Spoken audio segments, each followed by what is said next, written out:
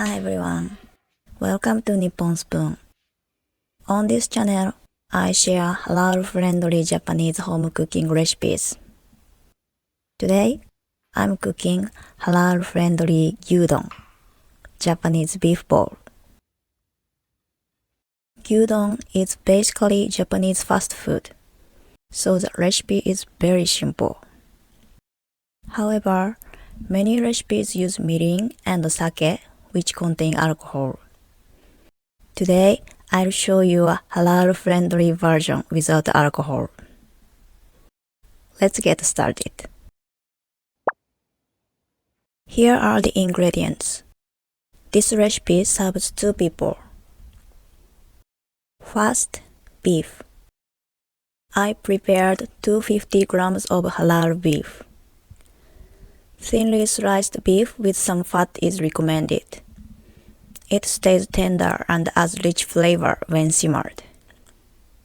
Next, the onion. We'll use 1 small onion. Slice it thinly. We'll use 1 knob of ginger. Since we are not using sake in this recipe, ginger plays an important role in reducing any meat odor. Feel free to add more if you like. Slice it thinly, then cut it into very thin matchsticks. Now, the seasonings for simmering. Prepare 240 ml of dashi. Use any type you prefer. This is sugar. We are skipping mirin, which contains alcohol, and using sugar instead for sweetness. For soy sauce, I don't use halal certified soy sauce, but I choose one without added alcohol. Finally, prepare some cooked rice. That's all for the ingredients. Very simple. Now, let's cook. Add the dashi, 3 tablespoons of soy sauce, and 1½ tablespoons of sugar to the pot. Add the ginger and onion. Then turn on the heat.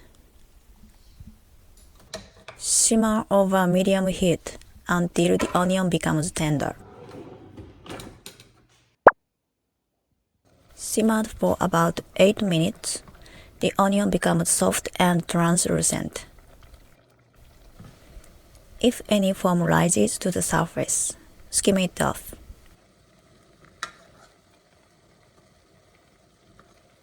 Once the onion is tender, add the beef, separating the slices as you put it in. To keep the beef tender, don't overcook it.